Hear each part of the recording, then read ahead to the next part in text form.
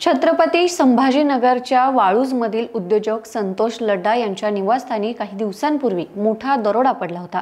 आता या प्रकरणात एक अत्यंत महत्त्वाचा खुलासा झालाय।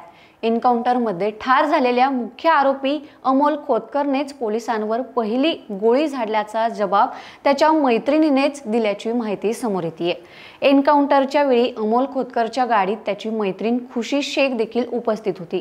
ती या घटनेची प्रत्यक्षदर्शी असून तिचा जबाब आता पोलिसांसाठी अत्यंत महत्त्वाचा ठरतोय।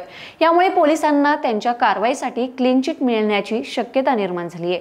तसंच उद्योजक लड्डा दरोडा प्रकरणात चोरी केलेल्या सोन्यापैकी अजूनही 5 किलो सोनं मिळालेलं नाही। केवळ 60 तोळच सोनं हस्तगत करण्यात पोलिसांना यश आलंय। अमोल खोतकरच्या एन्काउंटरचा तपास सीआयडी करत असून त्याची मैत्रीण खुशी शेख ही प्रत्यक्षदर्शी आहे, त्यामुळे ती सीआयडीच्या ताब्यात आहे।